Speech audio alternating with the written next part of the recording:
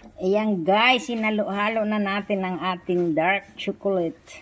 Uy, sarap nito. Parang Ferrero Rocher ang result nito ngayon. Ayan. Ang sarap naman itong aking dark chocolate guys. Ayan. Uy. So, dadagdagan ko po ng kaunting condensed milk. Ayan, para lalong masarap siya. Pero hindi siya gaano matamis. Ayan. Last na po yan. Ayan, halo-halo. Yun. Agoy, ang tigas pala ng chocolate.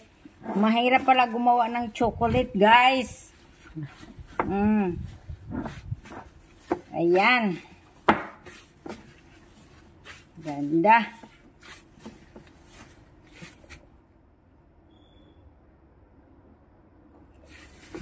Toast. Ayan guys, oh, may Ferrero Rocher ako. Ang laki-laki ng ginawa kong Ferrero Rocher. Ayan, tinabaan ko na. Mataba po, mataba. Oh, Ferrero Rocher. Kulang na lang siya lagyan ng nuts sa ibabaw. Oh, di ba? So, isang kain mo niyan, ay nako, kung hindi ka ba naman mabusog niyan eh.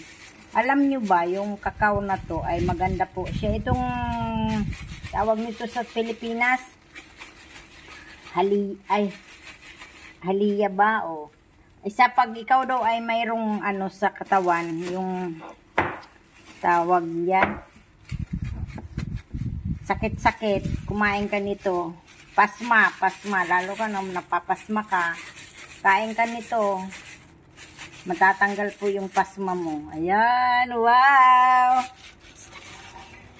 Ayan guys, tapos na po ang aking dark chocolate. Yummy! Para siyang Ferrero Rocher. Kulang na lang yung ipagulong-gulungin natin siya sa nuts. O, diba? O, saan ka pa? O, bakit nagka... Ayan. Thank you so much, guys. I love you all. Bye-bye. Please subscribe my channel, Susana Bartolata Mix Vlog. Bye-bye.